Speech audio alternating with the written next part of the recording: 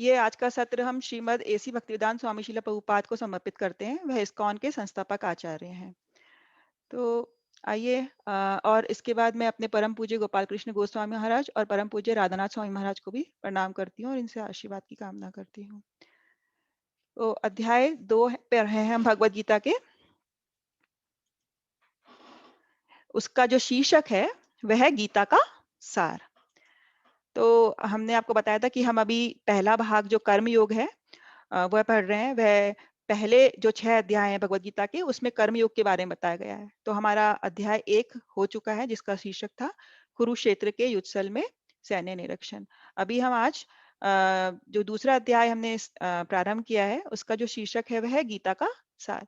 तो पिछला हफ्ता हमने 1 से 3 श्लोक को डिस्कस किया था और इस बार हम 4 से 10 तक डिस्कस करने की कोशिश करेंगे। तीसरे अध्याय का नाम कर्म योग है, चौथे का दिव्य ज्ञान है और पांचवे का कर्म योग कृष्णा भावना वित्कर्म और छठे का धर्म ध्यान योग। तो गीता का सार, इसको हमने 5 भागों में डिवाइड किया है। तो पहला भाग 1 से 10 श्लोक है। उसका में ज्यादातर हमने बताया कि अर्जुन का अनिर्णय और कृष्ण को गुरु स्वीकार करना। तो इसका हम आज डिस्कशन करेंगे। इसके बाद जो दूसरा है 11 से 30 है, जिसमें हम ज्ञान या सांख्य योग के बारे में, जिसमें शरीर और आत्मा का विश्लेषण, जो कि बहुत ज्यादा जरूरी है। और तीसरा जो है उसमें हम देखेंगे सकाम कर्म के बारे में। चौथे में हम देखेंगे निष्काम कर्म योग के बारे में। और पांचवा है कि जो भक्त है, स्थित प्रज्ञ है, वैसे ऐसे व्यक्ति के क्या गुण होते हैं। आत्मा के बारे। तो पिछले हफ्ते हमने देखा था कि जब अर्जुन बहुत शोक संतप्त हो जाते हैं पहले जो अध्याय में, तो वह अपना गांडीव रख देते हैं। तो ऐसे शोक संतप्त अर्जुन को देखकर कृष्ण भगवान उनको प्रताड़ित करते हैं कि तुम ये ऐसे अनार्य जैसी बातें क्यों कर रहे हो। तुम एक क्षत्रिय हो अर्जुन, तो तुम्हें क्षत्रियों जैसा व्यवहार करना चाहिए और इस तरह के शोक संतप्त होना तुम्हारे लिए सही नहीं है। तो वह फिर हम उसके अंतर्गत हमने क्षत्रियों के जो सारे उनके कर्तव्य होते हैं वह भी देखे थे। और फिर आगे हम देखेंगे कि जो पहले अध्याय में हमने बताया था कि अर्जुन 4 कारण बताते हैं युद्ध ना करने के, और जो 5वां कारण है वह हम इस दूसरे अध्याय में देखेंगे और ये इसी 4 से 10 श्लोक के अंतर्गत आता है। और वह कारण क्या था कि जो अर्जुन थे वह अनिर्णय की स्थिति में आ गए थे। वह निर्णय नहीं कर पा रहे थे कि वह युद्ध करें या ना करें। लेकिन फिर वह 7वें श्लोक में कृष्ण भगवान को गुरु स्वीकार कर लेते हैं। तो गुरु स्वीकार करने से अब वह ज्ञान में आ जाएंगे और वह युद्ध करने के लिए आखिरकार तैयार हो जाएंगे। तो आज का जो ये श्लोक है, ये कोई पढ़ना चाहेगा इसको?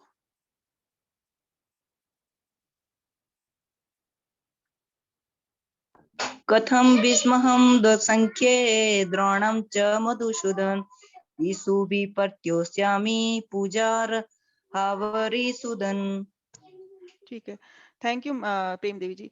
इसका अनुवाद कोई पढ़? हाँ जी। अर्जुन ने कहा, हे शत्रुहंता, हे मधुसूदन, मैं युद्ध भूमि में किस तरह भीष्म तथा द्रोण जैसे पूजनीय व्यक्तियों पर उलटकर बाण चलाऊंगा। भगवद गीता 2.4 में। तो अर्जुन इसमें कह रहे हैं कि कथम भीष्म हम संख्ये द्रोणम, कि हे शत्रुहंता, हे मधुसूदन। शत्रुहंता कृष्ण भगवान के लिए कह रहे हैं, मधुसूदन भी कृष्ण भगवान के लिए कह रहे हैं। तो मैं युद्ध भूमि में किस तरह भीष्म तथा द्रोण जैसे पूजनीय व्यक्तियों पर उलटकर बाण चलाऊंगा। तो अर्जुन यहाँ पर क्या तर्क प्रस्तुत कर रहे हैं कि भीष्म पितामह हैं और द्रोणाचार्य हैं। भीष्म पितामह उनके पितामह हैं और द्रोणाचार्य उनके गुरु हैं। वह सम्मानीय व्यक्ति हैं, पूजनीय व्यक्ति हैं। उन पर वह कैसे आक्रमण कर सकते हैं। वह ये कहना चाह रहे हैं कि जो पूजनीय और सम्मानीय हैं, उनसे तो कभी हमें वाग युद्ध भी नहीं करना चाहिए। तो बाण चलाना तो दूसरी बात है। कभी उनसे अगर वह हमारे साथ कोई रुक्ष व्यवहार करें, तो भी हमें उनके साथ में रुक्ष व्यवहार नहीं करना चाहिए। हमें उनका सम्मान करना चाहिए। तो ऐसे सम्मानीय व्यक्ति पर मैं बाण नहीं चला पाऊंगा। फिर वह कृष्ण भगवान को पूछते हैं कि हे शत्रुहंता। शत्रुहंता से क्या मतलब है? कोई बता सकता है शत्रुहंता क्यों कह रहे हैं यहाँ पर कृष्ण भगवान को? शत्रुओं का हनन करने वाले, शत्रुओं को मारने वाले। हाँ जी, थैंक यू सुनीता जी। क्योंकि वह हमेशा शत्रुओं का दमन करते हैं। उन्होंने बहुत सारे हमें पता है कि असुरों का भी नाश किया है। तो हमेशा कृष्ण भगवान जो भी असुर जैसे प्रवृत्ति के लोग हैं, उनका दमन करते हैं, इसलिए उनको शत्रुहंता कह के अर्जुन पुकार रहे हैं। तो वह कह रहे हैं कि हे शत्रुहंता, हे मधुसूदन। मधुसूदन भी इसलिए क्योंकि उन्होंने मधु नाम का जो दानव था, उसका वध किया था। और कोई बता सकते हैं और कौन-कौन से शत्रुओं का या दानवों का कृष्ण भगवान ने वध किया था? कोई भी आपके को याद आ रहा है तो कोई भी बता सकते हैं। माता जी पूतना राक्षसी। अगासुर का किया था। हाँ जी। और कोई? अगासुर, बगासुर, शिशुपाल, पूतना, हाँ जी। कंस, गेन कंस का भी वध किया। हाँ, कंस का वध किया था। तो आप शत्रुओं का वध करते हैं। भगवान क्योंकि यदा यदा हि धर्मस्य ग्लानिर्भवति भारत। तो वह जो असुर हैं उनका जो नाश करने के लिए इस धरती पर अवतरित हुए हैं, तो वह शत्रुहंता है। तो अर्जुन ये तर्क दे रहे हैं कि आप भी अपने शत्रुओं का ही दमन करते हैं, तो आप भी कभी अपने पितामह उग्रसेन का या आपके गुरु द्रोणाचार्य हैं, उनका वध करेंगे? तो नहीं।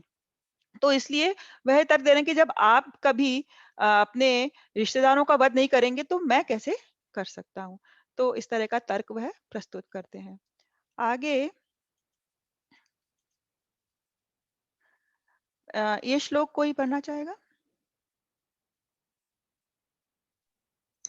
गुरून् हत्वा हि महानुभावान् श्रेयो भोक्तुं भैक्ष्यमपीह लोके हत्वार्थकामस्तु गुरुर्दिहैव भुज्ये भोगार्नु चिरप्रतिगधाना।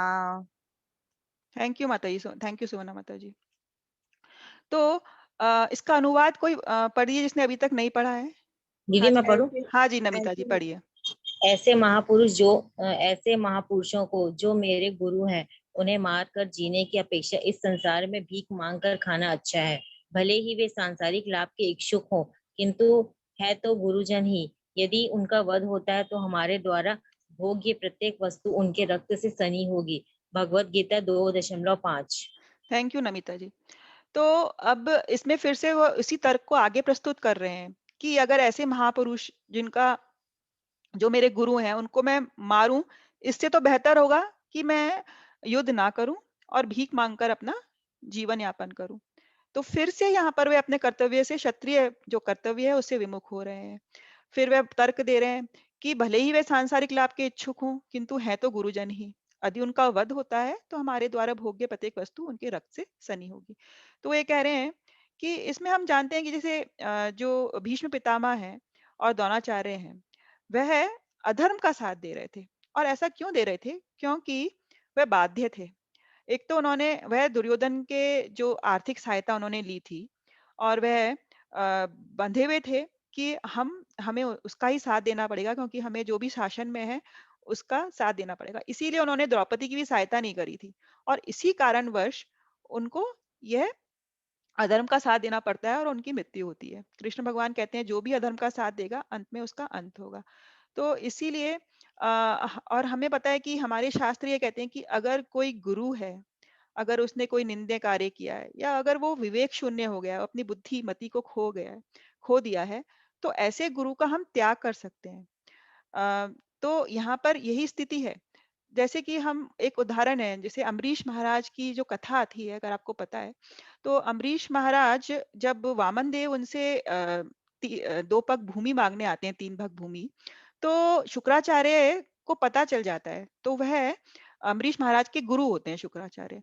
तो वह शुक्राचार्य उनको मना करते हैं कि ये जो वामन के रूप में आए हैं, ये विष्णु भगवान हैं और जो ये मांगे तुम उन्हें देना मत, नहीं तो तुम बर्बाद हो जाओगे। लेकिन अम्बरीश महाराज एक भक्त थे। उन्होंने कहा कि ये मेरा कर्तव्य है कि अगर ब्राह्मण के रूप में कोई मेरे द्वार पे आया है, तो मुझे उसे दान देना ही होगा। तो उन्होंने उस वक़्त अपने गुरु की बात का आचरण नहीं किया, गुरु को उल्लंघन मना कर किया। दिया। तो इसीलिए हमें बताया गया है हमारे शास्त्रों में कि अगर गुरु सही नहीं है, तो हम उसका ज़रूरी नहीं है कि हम उसकी बात को मानें। ठीक है ना? तो राजा अम्बरीश नहीं है न माता जी, राजा बलि है ना वो तो। हाँ, राजा बलि है ना माता जी? हाँ जी, हाँ जी, कन्फ्यूज़, हाँ, ठीक है। हाँ, बलि महाराज जो वामन देव की कथा है, उसमें वो बलि महाराज शुक्राचार्य का वो मना कर देते हैं। तो बलि महाराज की कथा में है ये। ठीक है, थैंक यू फॉर करेक्शन माता जी। ठीक है, अब और फिर वे कहते हैं कि अगर हम उनका वध भी कर देते हैं, तो जब हमें राज्य मिल जाएगा, तो हम जो भी चीज़ का भोग करेंगे, उनके रक्त से सनी होगी, हमें हमेशा याद आएगी, तो फिर वे हमारे लिए एक तरह की हार ही होगी। तो इसीलिए मैं युद्ध करना नहीं चाहते। तो अर्जुन इस तरह से तर्क प्रस्तुत करते हैं और वह इसमें क्या बोलते हैं छठे नंबर श्लोक में कि हम ये भी नहीं जानते कि हमारे लिए क्या श्रेष्ठ है, उनको जीतना या उनके द्वारा जीते जाना। यदि हम धृतराष्ट्र के पुत्रों का वध कर देते हैं तो हमें जीवित रहने की आवश्यकता नहीं है, फिर भी वह युद्ध भूमि में हमारे समक्ष खड़े हैं। तो अब वह इसमें बिल्कुल अनिर्णय में आ गए कि मैं युद्ध करूं या नहीं करूं। यदि हम धृतराष्ट्र के पुत्रों का वध कर देते हैं तो हमें जीवित रहने की आवश्यकता नहीं है, फिर भी वह युद्ध भूमि में हमारे समक्ष खड़े हैं। तो हम यहाँ देखते हैं कि जो अर्जुन है वह सोच रहे हैं कि मैं अगर इन धृतराष्ट्र के पुत्रों का वध कर दूंगा तो फिर हम जीवित ही नहीं रह पाएंगे। मतलब वो ये कह रहे थे कि अगर सब रिश्तेदार और सब लोग चले जाएंगे तो फिर हमारे जीवित रहने का कोई फायदा नहीं होगा।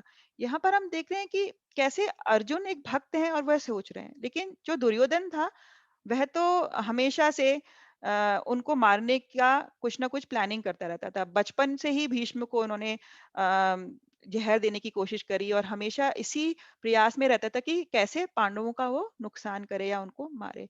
लेकिन अर्जुन युद्ध भूमि में खड़े होकर भी ये सोच रहे हैं कि मैं उन पुत्रों का वध दुर्योधन का पुत्र और दुर्योधन और अपने भाइयों का वध नहीं कर सकता। तो फिर से हम अर्जुन के बारे में देखते हैं कि अर्जुन इन सभी अच्छी जो क्वालिटीज है वैसे उनमें पूरा अपने मन और इंद्रियों को उन्होंने नियंत्रित कर लिया था। उसके बाद वह युद्ध को छोड़कर भिक्षा मांगकर भी जीवन यापन करना के लिए तैयार थे। तो ये उनकी विरक्ति को भी दर्शाता है। तो अर्जुन जैसे व्यक्ति को ही भगवत गीता सुनाई जा सकती है। तो हम इसका एक समरी करते हैं इसमें कि जो अर्जुन के मन में संदेह आए और वह भ्रम में पड़ गए कैसे। तो चौथे नंबर में हमने देखा कि ऐसे महापुरुष जो मेरे गुरु हैं उन्हें मारने की अपेक्षा मैं कैसे कर सकता हूँ, उन्हें मैं मारना नहीं चाहूंगा। फिर हमने देखा कि वह कहते हैं उन्हें मारने की अपेक्षा हमें भीख मांगकर जीना श्रेष्ठ है, ये उनकी विरक्ति को दर्शाता है। फिर फिर वह छठे नंबर में कहते हैं कि मैं ये भी नहीं जानता कि क्या श्रेष्ठ है, उन्हें जीतना या उनके द्वारा जीते जाना। अगर मैं जीत गया तो भी मैं सुख का भोग नहीं कर पाऊंगा, और मैं हार गया तो मैं वैसे भी भिक्षा मांगकर जीवन यापन करना होगा। तो वह बड़े ही कंफ्यूज हो रहे हैं यहाँ पर। तो अब अर्जुन भ्रम में है कि वह अपना कर्तव्य जो है उनका युद्ध करने का वह करें। अगर वह करते हैं तो वह अनावश्यक हिंसा का कारण बन जाते हैं। तो वह सोच नहीं पा रहे थे कि ये सही है क्या। फिर दूसरा वह ये सोच रहे थे कि अगर मैं युद्ध से विमुख होता हूँ तो मुझे भीख मांगकर जीवन यापन करना पड़ेगा, और जो कि क्षत्रिय के लिए सही नहीं है। अब तीसरा वह ये सोच रहे हैं कि वैसे भी विजय होना निश्चित नहीं है, जरूरी नहीं है कि हमारी विजय हो, तो फिर मैं युद्ध ही क्यों करूं। और फिर अगर विजय हो भी गया तो विजय भी एक तरह की पराजय है, क्योंकि सभी संबंधियों का वध कर कर मैं कभी भी सुखी नहीं रह पाऊंगा। तो इस प्रकार से अर्जुन पूरी तरह से इस वक्त संदेह में आ गए हैं, भ्रम में पड़ गए हैं और अपने कर्तव्य से विमुख हो रहे हैं, कोई निश्चय नहीं ले पा रहे हैं। तो अब वह ऐसी परिस्थिति में क्या करते हैं। तो इससे हमें ये सीखने को मिलेगा कि जब हमारे जीवन में भी परेशानियां आ जाती हैं, भौतिक दृष्टि से हम लोग परेशान हो जाते हैं, तो हमें क्या करना होगा, हमें किसी गुरु की शरण लेनी पड़ती है। तो अर्जुन ने भी इसी प्रकार से ये किया। तो हम इस श्लोक में देखते हैं, ये भगवत गीता का इस अध्याय का एक महत्वपूर्ण श्लोक है जिसमें अर्जुन कृष्ण भगवान के शरणागत हो जाते हैं। कोई पढ़ना चाहेगा इस श्लोक को? कार्पण्य आपका ये हट गया है। कार्पण्य दोष पहत स्वभाव पृच्छामि त्वां दस धर्म मूढ़ चेता यश्चेषा निश्चित्रं ब्रूहि तन्मे शिष्यस्तेहं साधि मां त्वां प्रपन्नम्। Thank you Sunita ji. नमिता जी, आप इसका ये पढ़ना चाहेंगे अनुवाद? हाँ हाँ माता जी। हाँ अब जी। मैं अपनी कृपण दुर्बलता के कारण अपना कर्तव्य भूल गया हूँ और सारा धैर्य खो चुका हूँ। ऐसी अवस्था में मैं आपसे पूछ रहा हूँ कि जो मेरे लिए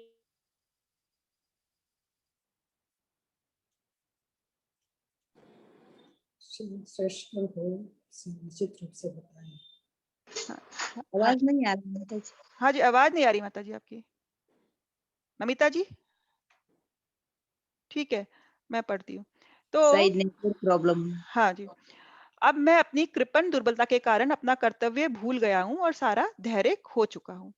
तो यहाँ पर अर्जुन यह मान रहे हैं कि वह बड़ी ही दुर्बल स्थिति में है और वह अपने कर्तव्य को भूल रहे हैं, वह अपने धैर्य को खो रहे हैं।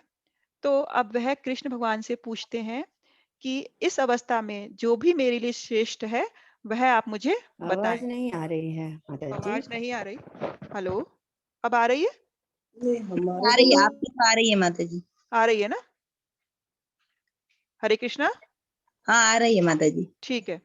तो अर्जुन यहाँ पर कृष्ण भगवान की शरणागत हो जाते हैं और वह उनको अपना गुरु मानते हैं। अब वह कहते हैं कि कृपया अब मुझे आप उपदेश दें, मुझे अपने कर्तव्य का ज्ञान कराएं। तो हम देख रहे हैं कि जब इस भौतिक जगत में सभी लोग ऐसी स्थिति में कभी ना कभी पड़ जाते हैं, जब वह निर्णय नहीं ले पाते कि हमें आगे क्या करना है, हमारे लिए क्या श्रेष्ठतम है। तो ये सभी के साथ होता है और इस भौतिक जगत में जब ऐसा हो जाता है, क्योंकि हम यहाँ पर क्या है कि भौतिक जगत को एक दावाग्नि की तरह इसको उदाहरण से हम समझा सकते हैं कि जैसे दावाग्नि अपने आप ही भड़क उठती है, अपने आप ही लग जाती है। तो वैसे ही हमारे जीवन में भी कभी भी कलेश या मुश्किलें अचानक से आ जाती हैं। तो उस वक्त हम बड़े ही भ्रमित हो जाते हैं और हमें समझ में नहीं आता हम क्या करें। क्योंकि इस जीवन में बताया कि ये जो भौतिक जगत है दुखालय है, ठीक है ना? तो यहाँ पर दुख हमेशा आएँगे, मुसीबतें हमेशा आएँगी। जैसे कि सर्दी और गर्मी है, धूप हमें परेशान कर सकती हैं। लेकिन अब इन मुश्किलों से निकलने के लिए क्या रास्ता है? तो एक ही रास्ता है कि हम किसी मार्गदर्शक को अपनाएँ और वह मार्गदर्शक हमारे गुरु हो सकते हैं, जो हमें हमारे जीवन के मूल्य को समझाकर हमें इन परेशानियों से निकाल सकते हैं। तो सभी को गुरु की महत्ता है कि गुरु की शरण लेनी चाहिए ताकि हम इस भौतिक जगत की मुसीबतों से अपने आप को बाहर निकाल सकें। अब इसी श्लोक पर हम आगे और विश्लेषण करेंगे कि जैसे कि जो हमारा चर्म रोग हो जाता है, चर्म रोग से मतलब क्या है कि ये जैसे हम अपने आप को आत्मा नहीं एक शरीर समझ रहे हैं और शरीर समझ के हम लोग जो भी हमारे शारीरिक रिश्ते हैं, जैसे हमारे परिवार के लोग हैं, हमारे रिश्तेदार संबंधी हैं, हमें उनसे बड़ी आसक्ति हो जाती है। तो इसी को हम कहते हैं कि चर्म रोग है। और ऐसे व्यक्ति को हम जो ये समझता है कि यही सब कुछ है, उसे हम कृपण कहते हैं। एक बृहदारण्यक उपनिषद है, वहां पर कृपण व्यक्ति कौन होता है उसके बारे में बताया गया है। तो हम देखते हैं कि कृपण व्यक्ति कौन है जो कि भौतिक उलझनों में पड़ जाता है और वह अपनी जीवन की जो समस्याएं हैं उनको नहीं समझ पाता है और वह जो है वह सोचता है कि उन जो मेरा परिवार है, मेरे रिश्तेदार हैं, मेरे दोस्त हैं, वह मुझे अब इस मृत्यु से बचा सकते हैं। हम देख रहे हैं आजकल सबसे ज़्यादा जो हमें मुश्किल में डाल रहा है, वह है कोरोना जो वायरस है। यह अकाल ही मृत्यु का कारण बन रहा है और परिवार के लोग अपने सदस्यों के लिए, अपने रिश्तेदारों के लिए कुछ नहीं कर पा रहे। पैसा भी है तो भी कुछ नहीं कर पा रहे हैं और वो लोग परेशान हो रहे हैं। तो हम कभी भी अपने परिवार वालों को मृत्यु से नहीं बचा सकते। हम लोग सोचते हैं कि ये परिवार वाले जब मुझे मुसीबत होगी काम आएँगे, मुझे मृत्यु से बचा सकेंगे, तो ऐसा भी नहीं हो पाता है। तो और वह आत्मबोध को समझे बिना ही बिल्ली और कुत्ते की तरह शरीर छोड़ देते हैं। तो ऐसे व्यक्ति जो इस भौतिक जगत में हैं, वह न तो अपनी परेशानियों का कोई निवारण कर पाते हैं और अंत में बिल्ली और कुत्ते की तरह उन्हें शरीर छोड़ना पड़ता है। तो इससे विपरीत ब्राह्मण है। ब्राह्मण कौन व्यक्ति है? वैष्णव जो भक्त हैं। वह जीवन की वास्तविक समस्या को हल के लिए मानव शरीर का उपयोग करते हैं। वह आत्म बोध की अवस्था में होते हैं और उन्हें पता है कि हम शरीर नहीं है, हम आत्मा है और वह भगवान की भक्ति करते हैं और इसी कारण वह अंत में भगवान के पास जाते हैं। तो इसमें हम कृपण और ब्राह्मण के बीच में जो डिफरेंस है उसको समझ पाए हैं। ठीक है, तो आगे हम बढ़ते हैं कि आप ये देख रहे हैं ये क्या है, इसमें क्या दिखाई दे रहा है, कोई बता सकते हैं? माता जी मेला है। हाँ मेला। जी, हाँ जी, मेला है। तो इसको भी एक उदाहरण के रूप में प्रस्तुत करना चाहते हैं कि हम कई बार इस भौतिक जगत की जो बाहरी सुंदरता है, उसमें उलझ जाते हैं और हमें सब कुछ अच्छा लगता है, हमें कुछ भी जब सब कुछ अच्छा चल रहा होता है तो हम सोचते हैं हम उसमें फँस जाते हैं और कभी भी आत्मबोध की अवस्था में नहीं पहुँच पाते हैं। जैसे शरारती बच्चों की तरह इस भौतिक दुनिया के वस्तुओं की झूठी सुंदरता की भ्रम के कारण हम सब जीवात्माएँ इनकी ओर आकर्षित हो जाती हैं। जैसे मेले में बच्चे जाते हैं तो वो इधर-उधर कुछ खेल में, झूला झूलने में और वह उसमें इतना मग्न हो जाते हैं कि उन्हें कुछ और ध्यान नहीं रहता। इसी प्रकार से हम भी जब जीवन प्राप्त करते हैं तो इस भौतिक दुनिया में इसकी जो सो कॉल्ड खुशियाँ हैं उसमें इतने भ्रमित हो जाते हैं कि हम नहीं जान पाते कि हम एक आत्मा है और इसका जो मूल इसका जो वो है वो भगवान को प्राप्त करना है। तो इसी प्रकार से हम इसको समझ सकते हैं क्योंकि जैसे और कभी बार ऐसा भी होता है कि किसी मेले में कोई बच्चा सपोज घूम जाता है। अब वो घूम गया तो उसको कोई व्यक्ति मिलता है, कोई उसको चॉकलेट देने की कोशिश करता है, कोई उसे झूला झुलाने की कोशिश करेगा, कोई कभी उसे कपड़े देगा, लेकिन क्या वह उसकी वास्तविक मदद कर पाता है? नहीं। जो व्यक्ति जो बच्चा गुम गया है उसको उसके जो माँ-बाप हैं उनसे मिलाना, वही सबसे बड़ा उसके लिए सुख होगा उस वक़्त। उसको ना चॉकलेट अच्छी लगेगी, ना कपड़े अच्छे लगेंगे, उसे कुछ भी अच्छा नहीं लगेगा। तो जब वह उस बच्चे को जो भी व्यक्ति जैसे कि जो भगवान से जो अपने माता-पिता से मिलाने में मदद करेगा वह उसके लिए गुरु है। तो इसी प्रकार से जो हमें मार्गदर्शक करेगा और हमें हमारी जो आत्मा है उसे परमात्मा से मिलाने में हमारी मदद करेगा, वही हमारे लिए गुरु और सबसे महत्वपूर्ण व्यक्ति होगा। फिर एक और हम इसको समझ सकते हैं, महाभारत में ये श्लोक आता है। कोई इसका पढ़ना चाहेगा? माता जी मैं करूँ कोशिश। हाँ जी, करिए नमिता जी। आहार निद्रा भय मैथुन च सामान्यमेतत् पर पशु निर्भराणाम धर्मो हि तेषामधिको विशेष धर्मेण हीना पशुभिः समाना। थैंक आहार यू। निद्रा, हाँ जी। आगे पढ़ूं? हाँ जी, पढ़िए। आहार निद्रा भय और मैथुन ये मनुष्य और पशु में समान है। इंसान में विशेष केवल धर्म है, अर्थात बिना धर्म के व्यक्ति पशु तुल्य है। हाँ जी, थैंक यू नमिता जी। तो ये महाभारत का एक श्लोक है, जो फिर से यही बता रहा है कि आहार, निद्रा, भय और मैथुन, ये मनुष्य और पशु में समान है। हम सभी लोग जानते हैं कि हमें जीवित रहने के लिए निद्रा की आवश्यकता है, आहार की आवश्यकता है और हम सभी किसी न किसी भय में हमेशा रहते हैं और मैथुन की आवश्यकता है, जिससे हम संतान की उत्पत्ति कर सकें। लेकिन यह चारों ही जो चीज़ हैं, ये मनुष्य और पशु में समान है। हम देख सकते हैं कि जो पशु है, वह हो सकता है कि सड़क पे कुछ भी खा ले और जो हम लोग हैं, हम लोग किसी होटल में, अपने घर में अच्छे-अच्छे पकवान बना के खा सकते हैं।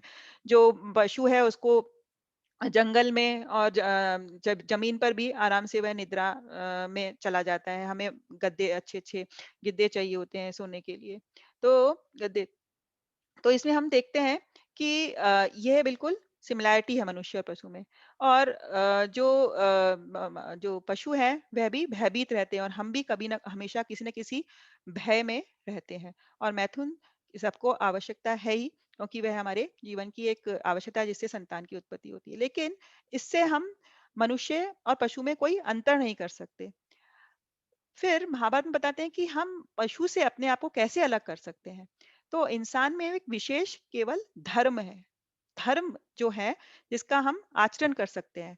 तो उसी से हम अपने आप को पशु से अलग कर सकते हैं और अगर हम धर्महीन हैं तो हमें पशु के तुल्य माना जाता है।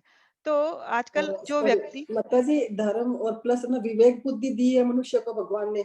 हाँ जी, विवेक के बल पे तो ही हमारी हाँ जी, कॉन्शियसनेस जो हमारा, हम सोच सकते हैं कि हमारे लिए क्या अच्छा है, क्या बुरा है ना? इसीलिए हमें, अगर हम धर्म का पालन करेंगे और ये जान पाएँगे कि आत्म साक्षात्कार हमारे लिए सबसे महत्वपूर्ण है, तो हम अपने जीवन का सही इस्तेमाल कर सकते हैं। नहीं तो हम एक पशु के समान ही अपना जीवन व्यतीत कर कर रह जाएँगे और एक दिन चले जाएँगे। तो हमें अंतर समझना होगा कि हमें किस चीज़ का पालन करना बहुत ज़रूरी है। तो हम देखते हैं कि अब अर्जुन तो एक महान भक्त और महान व्यक्ति हैं, जिनका हमको, हमारे से कोई कंपैरिजन नहीं है। ठीक है ना? वह तो आत्म संयमी है। उनको अपनी मन और इंद्रियों पर पूरा कंट्रोल है। वह बड़ों का सम्मान करते हैं। वह इतना ध्यान उनका था, कंसंट्रेशन, कि वह नीचे देखकर भी उन्होंने मछली का हिलती हुई मछली का भेदन कर दिया था आग का। तो इस प्रकार इतने अर्जुन सक्षम होने के बावजूद भी अभी कैसी परिस्थिति में आ गए हैं। तो वह ये मानते हैं कि ज्ञानी होना, कोई भी चीज़ का विशेषज्ञ होना, सुसंस्कृत होना, यह सब हमारी समस्याओं का हल नहीं कर सकता। अगर अर्जुन ये समझ गए थे कि चाहे ज्ञान हो, चाहे हम आर्थिक रूप से बहुत आगे हों, लेकिन इन सभी से हम हमारी समस्याओं का हल नहीं कर सकते। इसके लिए हमें गुरु की आवश्यकता है, और इसको हम एक छोटी-सी कथा से समझा सकते हैं। इसको देखकर किसी को कुछ याद आ रहा है कि इसमें क्या दिखाई दे रहा है? इस चित्र को देखकर कोई बता सकता है कुछ? माता जी ये ऐसा लग रहा है कि हाथी को जान नहीं रहे हैं, कि हाथी को पहली बार देखा है कि ये क्या है। हाँ जी, तो ये अपना-अपना अंदाज़ा लगा रहे हैं कि क्या है। हाँ जी। तो थैंक यू माता जी। तो ये क्या है कि कुछ 6 व्यक्ति थे, उनको आँख पर पट्टी बाँध दिया और उनको बोला कि एक हाथी को लाके खड़ा कर दिया कि बताओ ये क्या है? तो किसी ने हाथी की पूँछ पकड़ी, तो वह सोचने लगा कि यार ये तो कोई रस्सी है। किसी ने उसके शरीर को छुआ तो उसे दीवार जैसा लगने लगा।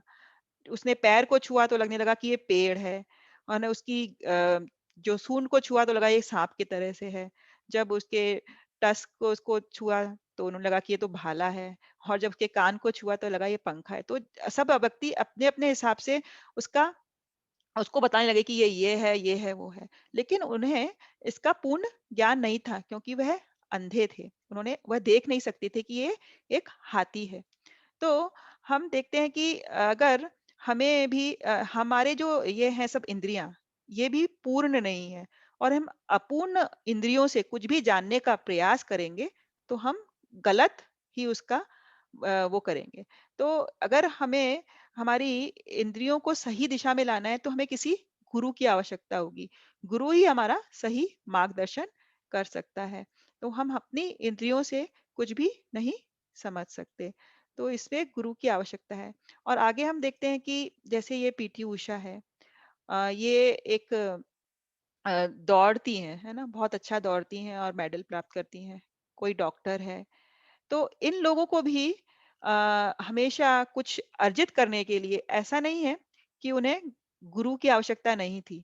जैसे कि अगर कोई किसी भी फील्ड में दक्षता प्राप्त करना चाहता है तो उसे हमेशा किसी न किसी टीचर की ज़रूरत रहती है।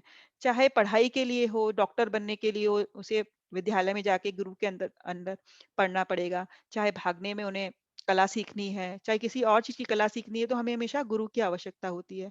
यहाँ तक कि कृष्ण भगवान ने भी अपने उदाहरण से समझाया कि वह संदीपनी मुनि के आश्रम में गए और उन्होंने संदीपनी मुनि से ज्ञान प्राप्त किया। तो हमें हमेशा किसी न किसी गुरु की हमेशा आवश्यकता रहेगी। तो यहाँ पर अर्जुन ने भी यही सोचा कि वह अब इस स्थिति में नहीं है कि वह खुद निर्णय ले सकें, और इसीलिए उन्होंने कृष्ण भगवान को अपना गुरु स्वीकार कर लिया। तो हमें यही है कि हमें कोई भी अवस्था से बाहर निकलने के लिए किसी न किसी दर्शक की हमेशा आवश्यकता होगी। तो हमने अभी तक ये देखा कि कृष्ण की शरण अर्जुन ग्रहण करते हैं। 2.7 में कहते हैं कि अब मैं अपनी कृपण दुर्बलता के कारण अपना कर्तव्य भूल गया हूँ और सारे धैर्य को अब खो रहा हूँ, इसलिए मैं अब आपका शिष्य हूँ और शरणागत हूँ। तो कृष्ण भगवान की शरणागत ले लेते हैं अर्जुन। फिर 2.8 में वह कहते हैं कि मुझे अब ऐसा कोई साधन नहीं दिखता जो मेरी इंद्रियों को सुखाने वाले इस शोक को दूर कर सके। तो और वह इसमें ये भी कहते हैं कि चाहे मुझे देवी देवताओं जैसा आधिपत्य वाले राज्य भी मिल जाए, वो मेरा शोक दूर नहीं कर सकता। तो हम इसमें ये देख रहे हैं कि चाहे कितना भी आर्थिक विकास हो जाए, कोई कितना भी अमीर बन जाए, राजा बन जाए, वह कह रहे हैं कि मैं राजा बनने के बाद भी मेरा कोई शोक, मेरी जो ये परिस्थिति है उसको कोई दूर नहीं कर सकता। और हम आजकल देख भी रहे हैं कि मतलब जैसे कि जो बाहर पाश्चात्य देश है, उन्होंने इतनी प्रगति कर ली है, इतना आर्थिक विकास हो चुका है। बट क्या वह जो भौतिक परिस्थितियों से जो मुश्किलें उत्पन्न हो रही हैं उनको दूर कर चुके हैं? जैसे कि कोरोना का भी एग्जाम्पल है कि कोरोना को कोई भी रोक नहीं पा रहा है, कोई भी इतनी प्रकृति करी है और उसने सब जगह, चाहे देश है विदेश है, इसने आतंक मचा रखा है। तो जब कभी कोई प्राकृतिक प्रलय आएगा तो हमारा हमारी कोई भी मदद नहीं कर सकता। हमारा ज्ञान है या हमारा विद्वता है या हमारी कोई भी आर्थिक हम बहुत ज़्यादा अच्छे हैं, वह सब कुछ काम नहीं आता। लेकिन जब हम कृष्ण भावनामृत में भगवान की सेवा में और भक्ति में लग जाते हैं, तो फिर हम आनंद की प्राप्ति करते हैं और हम इस शोक में पड़ेंगे ही नहीं, क्योंकि हमें ये समझ में आ जाएगा कि हम क्या हैं और हमारा क्या कर्तव्य है। तो चाहे किसी भी परिस्थिति में पड़ जाएं, हम कभी भी शोक में नहीं पड़ेंगे। तो कृष्णा जो भावनामृत है, यही हमें सभी प्रकारों के शोक से को दूर कर सकता है। और अर्जुन भी ये सब जान चुके थे कि अगर कोई मेरे इस शोक को दूर कर सकते हैं तो वह सिर्फ कृष्ण भगवान है और मेरे गुरु, जो मैं इनकी शरण लेना चाहता हूँ। तो अब 9वें नंबर में फिर से वह यही बताते हैं कि शत्रुओं का दमन करने वाला अर्जुन कृष्ण से बोले, हे गोविंद, मैं युद्ध नहीं करूंगा, और चुप हो गए। तो इस श्लोक में भी वह फिर से बोल रहे हैं कि इन सब परिस्थितियों का तर्क को मैंने प्रस्तुत किया है, मैं युद्ध नहीं करूंगा। लेकिन इसके पूर्व वह कृष्ण भगवान के शरणागत हो चुके हैं। इसीलिए हम आगे देखते हैं कि अच्छा, इसमें ये 9 नंबर का श्लोक भी हमने यहाँ पर लिखा है। संजय उवाच एव मुक्त्वा ऋषिकेशम गुडाकेश परंतप न योत्सहति गोविंद मुक्ता तृष्णि बहु। तो वह कह रहे हैं कि मैं अब ये युद्ध नहीं करूंगा।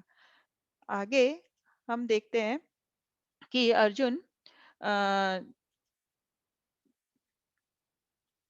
हमने जो पहले अध्याय का जो 46वां श्लोक था, उसमें भी अर्जुन शोक संतप्त होकर गांडीव को एक तरफ रख देते हैं और कहते हैं कि मैं युद्ध नहीं करूंगा। लेकिन और अब इस श्लोक में भी अर्जुन यही कह रहे हैं कि मैं युद्ध नहीं करूंगा, और वह चुप हो जाते हैं। लेकिन इनकी हम तुलना कैसे करते हैं कि पहले जो अर्जुन की मानसिक स्थिति क्या थी और अब उसकी मानसिक स्थिति क्या है।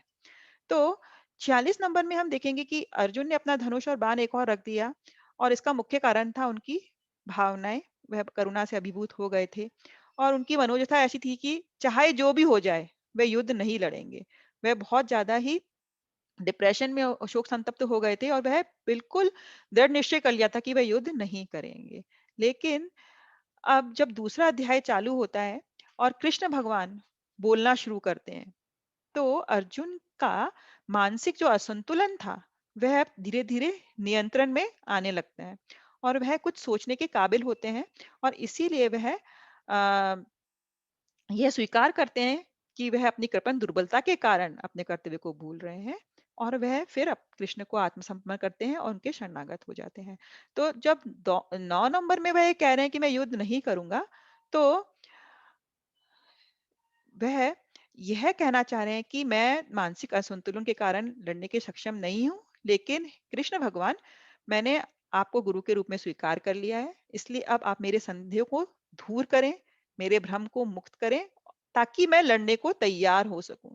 तो अब उनकी मनोदशा यह है कि कृष्ण भगवान उन्हें ऐसा ज्ञान दे ताकि वह इस भ्रम से अ, विमुख हो जाएं और अब वह युद्ध को लड़ने के लिए तैयार है। अब वह ज्ञान प्राप्त करने की स्थिति में अपने आप को समझ रहे हैं इसमें। तो अर्जुन अ, अब कहते हैं कि मैं तब तक युद्ध नहीं लड़ूंगा, तब तक मेरी सारी शंकाओं का निवारण आप नहीं करते। तो कृष्ण भगवान को वह अब अपने गुरु के रूप में स्वीकार कर कर यह कहना चाह रहे हैं कि आप मेरी शंकाओं को निवारण करें और तब तक मैं युद्ध नहीं करूंगा। तो अब यहाँ पर उनकी जो मनोस्थिति है थोड़ी सी बदल गई है। अब वह इतने दृढ़ नहीं है कि मैं युद्ध करूंगा ही नहीं, वह भगवान से प्रार्थना कर रहे हैं कि वह उन्हें ज्ञान दे। तो आगे हम देखते हैं कि अ, इस श्लोक में जो ये आखिरी श्लोक है आज का, कोई पढ़ना चाहेगा इसे?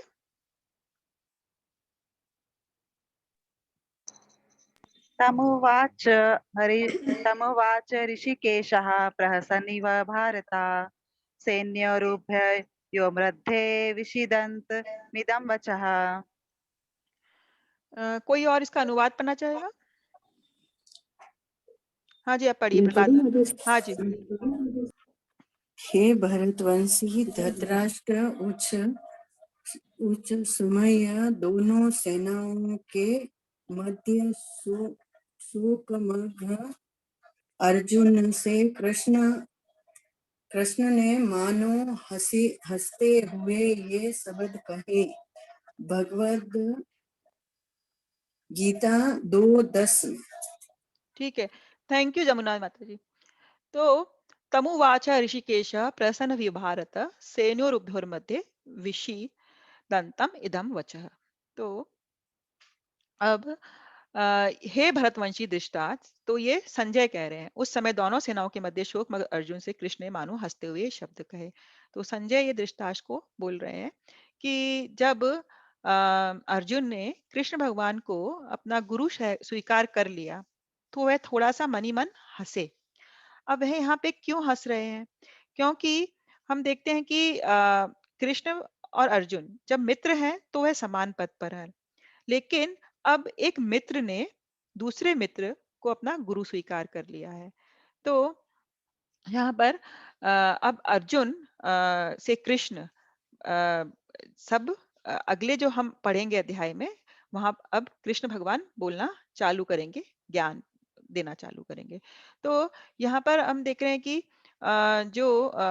यहाँ पर एक मित्र ने शिष्य बनना स्वीकार कर लिया है। तो अब कृष्ण भगवान वैसे तो जब प्रेम वश होते हैं तो वह किसी के सखा या किसी के मित्र बन जाते हैं, या उनके पुत्र बनने को स्वीकार हो जाते हैं। लेकिन यहाँ पर अब कृष्ण भगवान को अर्जुन ने गुरु स्वीकार कर लिया, तो वह गुरु की गंभीरता से अब अर्जुन से बात करेंगे, क्योंकि अर्जुन ये चाह रहे थे कि अब मित्रता पूर्वक जो बातें हैं वो बंद होनी चाहिए, नहीं तो वह ज्ञान को प्राप्त नहीं कर पाएंगे।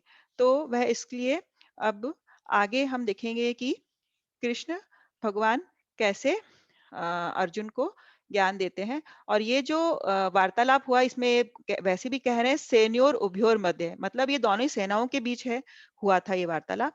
और इसका जो लाभ था वह केवल अर्जुन को ही नहीं, वहां पर उपस्थित सभी लोगों को हुआ था। तो इसीलिए ये भगवत गीता सिर्फ अर्जुन के लिए नहीं, हम सभी के लिए है, और हम सभी के लिए हम सभी को ये लाभान्वित करेगी जब हम इसको पढ़ेंगे और आगे समझेंगे। तो अभी तक जो हमने पढ़ा वह था कि युद्ध ना करने के अर्जुन के कारण। तो ये हम सभी अच्छे से जान चुके हैं कि अर्जुन युद्ध क्यों नहीं करना चाह रहे थे। तो कृष्ण अब इनको आगे संबोधित करेंगे। तो अगली बार जब हम 11 से 30 में पढ़ेंगे तो अर्जुन से कृष्ण क्या कहते हैं, वह उनको ज्ञान और सांख्य योग के बारे में बताते हैं, आत्मा और शरीर के बारे में। तो अगली बार हम इस वाले कारण का जो निवारण है वह कृष्ण भगवान कैसे करते हैं, इसी प्रकार से आगे आगे हम हर जो अर्जुन के कारण थे उसका कृष्ण भगवान कैसे उन्हें समझाते हैं वह देखेंगे। तो ये जो हमारी स्लाइड है ये इम्पोर्टेंट है आगे के लिए। ठीक है, तो आपको में से किसी का कोई प्रश्न है तो पूछ सकते हैं। कोई कमेंट देना चाहते हैं, कोई इसमें कुछ इम्प्रूवमेंट की कोई गुंजाइश है, कोई बताना चाहते हैं कि इस तरह से करना है, तो वो भी आप बता सकते हैं। माता जी, तुलसी की माला पहनने का कुछ नियम होता है कि ऐसे ही पहन सकते हैं? हाँ, तुलसी की माला को बस हम भगवान को एक बार अर्पण करके और फिर ग्रहण कर मतलब पहन सकते हैं। भगवान को एक बार हम जब खरीद के लाएं बाजार से, तो हम जो भी जी। चीज यूज कर रहे हैं तो हमें उसे भगवान को पहले भगवान के सामने रखनी चाहिए और प्रार्थना करनी चाहिए, तो उसके बाद हम उसको पहन सकते हैं। ठीक है माता जी। माता जी, ये जो माला फेरते हैं हम लोग, हाँ, तो ये जैसे अपना जो मंथली जो टाइम होता है, उस टाइम में मैं माला हाथ में लेनी चाहिए कि नहीं चाहिए? मेरे ख्याल से वो की करना चाहिए, नहीं क्या? मैं क्या कहेंगे? समझी नहीं आपका प्रश्न। ये जब पीरियड से होते हैं ना, हाँ जी। हाँ, तो तो उस हम टाइम लोग वैसे तो हम लोग ये कहते हैं कि उस टाइम हमें माला तो करनी चाहिए, चाहे काउंटिंग करके हम काउंटर से कर सकते हैं, अगर हमें अच्छा नहीं लग रहा है तुलसी की माला पर, या फिर हम है ना नीम की माला भी आती है, नीम के वृक्ष की। तो अच्छा जो माला कर रहा है वो काउंट करने का काम हम कर सकते हैं नीम की उस पे या फिर काउंटर से, ठीक है ना? क्योंकि हम तुलसी देवी हाँ, तुलसी देवी को हम नहीं करना चाहें तो फिर आपकी एको हो रही है माता जी आवाज। हाँ जी, 1 मिनट। माता हेलो, अभी सही है? हेलो, हाँ माता हरे जी। कृष्ण। हाँ जी, हाँ माता जी। तो अगर हमारा मन नहीं मान रहा है तो हम तुलसी की माला की जगह उस वक़्त नीम की माला या फिर काउंटर का उपयोग कर सकते हैं। माता जी कंठी माला पहनते हैं तो प्याज लहसुन का कोई नियम नहीं होता है क्या? चाय प्याज लहसुन ले सकते हैं क्या? हाँ, अगर हम कंठी माला पहन रहे हैं और भगवान का जप कर रहे हैं, तो धीरे-धीरे हमारी ये आदतें निकल सकती हैं। तो कोई ऐसा कोई नियम नहीं है कि हम तब तक नहीं पहनेंगे, तब तक हम लहसुन प्याज खा रहे हैं। अगर हम पहनेंगे, तो उसके बाद ही हमारा शुद्धिकरण होगा और धीरे-धीरे लहसुन प्याज की आदत भी छूट जाएगी। तो हम पहन सकते हैं। ठीक है माता जी, थैंक यू। और ऐसा बोलते हैं ना माता जी कि अभी तक हम लोग दीक्षा नहीं लेते जब तक तुलसी माला नहीं चैंटिंग करनी चाहिए, तो इसलिए नीम की माला ही करने से बेटर है अभी नहीं किसी माता को जी, भी। हम लोग कर सकते हैं। अगर दीक्षा नहीं हुआ है, तो भी हम तुलसी की माला पर जाप कर सकते हैं, क्योंकि तुलसी पे जाप करना सबसे ज़्यादा शुद्ध माना जाता है। तो उसमें कोई नियम नहीं है कि दीक्षा के बिना हम तुलसी की माला पर जाप नहीं कर सकते। हाँ, अच्छा अच्छा। लेकिन दीक्षा के बाद बस ये फ़र्क होता है कि जो गुरु ने जाप किया होता है, वो तुलसी माला हमें मिलती है। तो हम गुरु की हमें उस पे आशीर्वाद और कृपा होती है, तो फिर हम जब दीक्षा के बाद उस माला पर जाप करते हैं। लेकिन अगर हम बाज़ार से खरीद कर तुलसी माला पर जाप कर रहे हैं दीक्षा के पहले, तो उसमें कोई परेशानी नहीं है। थैंक यू माता जी, पता हरे नहीं था। कृष्ण। हरे कृष्ण। हरे कृष्णा माता जी, जैसे कि मैंने जो मतलब पता नहीं सही है कि नहीं, मैंने ये सुना है कि 16 राउंड्स जब आप करना स्टार्ट कर देते हो तब आप तुलसी माला पे कर सकते हो। अ, ये गलत है या सही है पता नहीं, नहीं। ऐसा मैंने तो नहीं सुना। हम लोग तो मतलब दीक्षा से पहले तुलसी माला पर जाप करते थे और कभी किसी ने इस बारे में कोई भी मना ही नहीं किया अभी तक तो।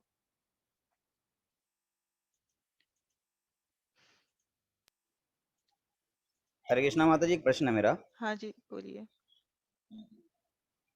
एक्चुअली माता जी, जैसे आपने भी बताया कि कंठी माला डाल के हम एक्चुअली ऑनियन गार्लिक या चाय वगैरह पी सकते हैं, लेकिन हाँ जी। हमें तो एक्चुअली ऐसा बताया गया कि जब हमें कंठी माला तब तक ग्रहण नहीं करनी चाहिए जब तक हम ये चीज़ें छोड़ नहीं देते हैं, जैसे प्याज लहसुन चाय कॉफ़ी वगैरह। तो इसको प्लीज़ थोड़ा क्लियर क्लियर करेंगे जरा, हाँ, क्योंकि प्रभु जी। ये बताया था कि तुलसी महारानी के प्रति ये अपराध होता है कि अगर हम तुलसी माला डाल के हम लहसुन प्याज खा रहे हैं, चाय कॉफ़ी या नॉन वेजिटेरियन वगैरह कुछ खा रहे हैं, तो वो तुलसी महारानी के प्रति अपराध होता है, ये सुना था मैंने। तो प्लीज़ थोड़ा-सा। हाँ जी प्रभु। एक्चुअली देखिए जो तुलसी महारानी की सेवा तो हमारे शास्त्रों में सभी लोग करते हैं, है ना? जैसे कि जो आजकल सभी घरों में लहसुन प्याज तो एक आम बात हो गई है और सभी लोग के घरों में तुलसी भी मिलती है। सभी लोग तुलसी की पूजा भी करते हैं, जी। तुलसी का सेवन भी करते हैं, ठीक है ना?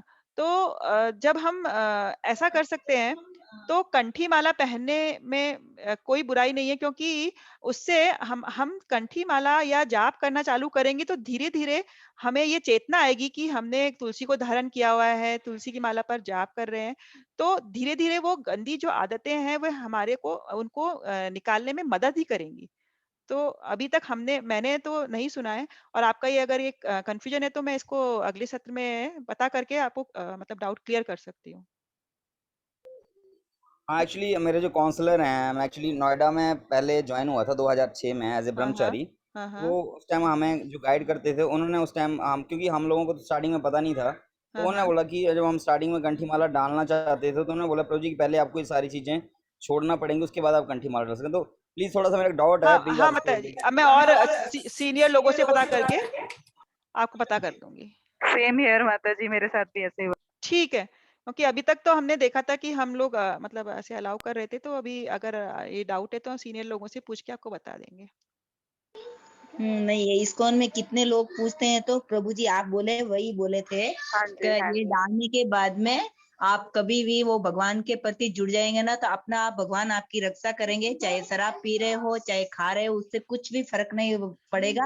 ऑलरेडी अपन की तुलसी महारानी रक्षा करेगी।